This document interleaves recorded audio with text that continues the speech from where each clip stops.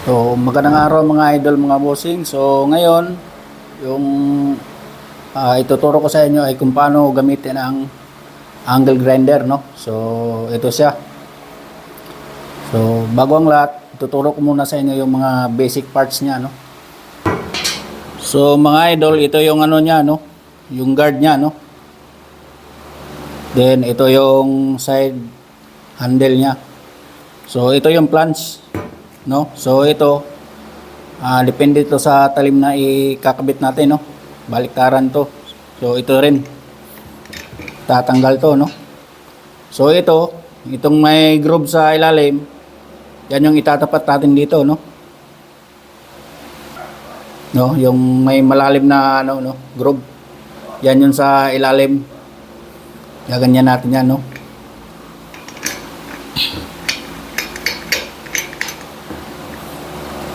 Tapos kung halimbawa ay cutting disc yung ikakabit natin,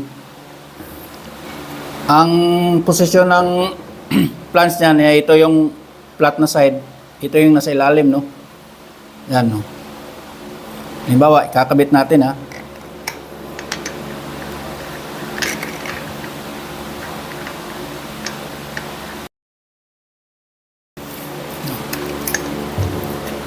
Oh. So, ganyan, no? So, ayan, no? Yan na yung sa cutting disc natin. So, kung sa grinding disc naman na yung ikakabit natin, kabaliktaran dito, no? So, tatanggalin muna natin, no? So, ito, no? Cutting disc, o grinding disc, no? So, yung flange niya, ito yung may groove na mahaba, ito yung sa ilalim, no? Para maglalak siya dito, no? So, ganyan, no?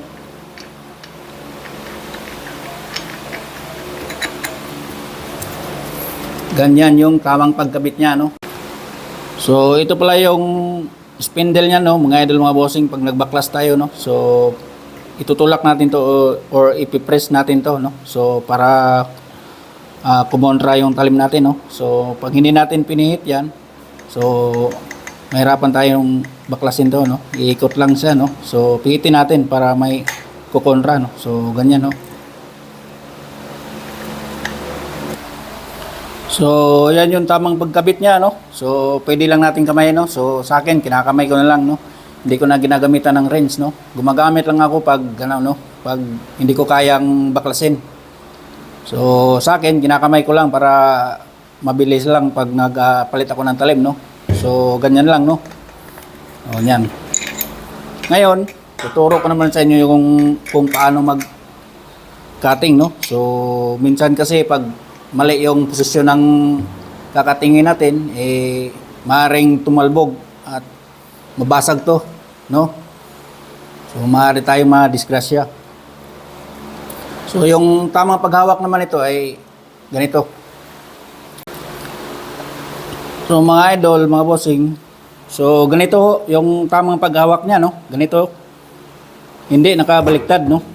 Yung iba nakaganyan, no? So, pag ganyan, no, delikado yan, no?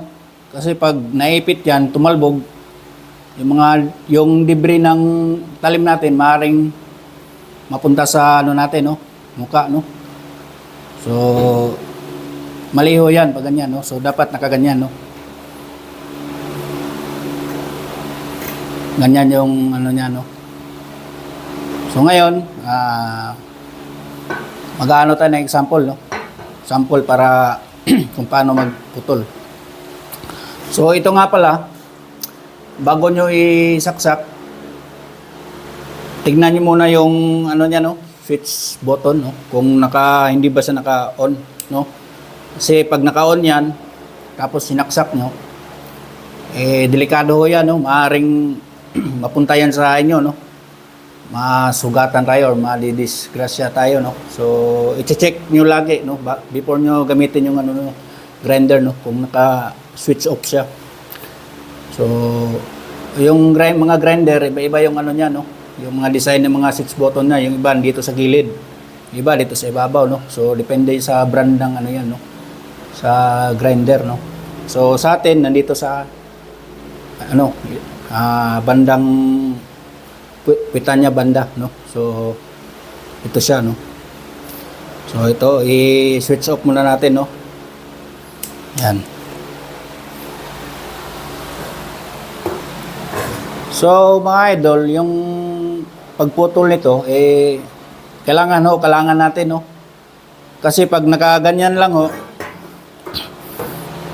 yan, pinutol natin yan, maaaring maipit yung talim niyan, tatalbog, madidisgrasya tayo, no. So kailangan pag nag-cutting tayo, halimbawa ito, kailangan natin, no. So yung kabilang side pag naputol, babagsak siya, no. So ganyan, no, para hindi siya maipit, no. So ganyan lang.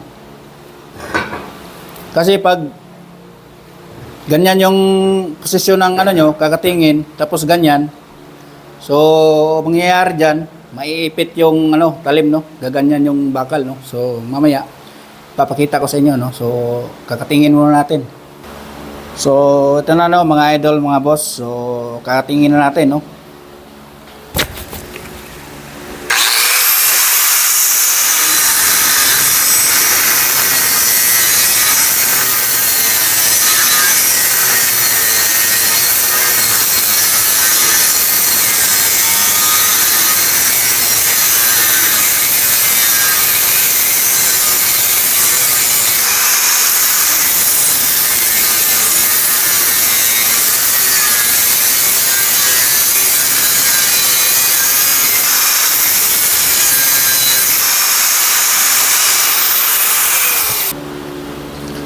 So ay ano mga idol, no. So naano ko na, no, naputol ko na. So ganyan, no.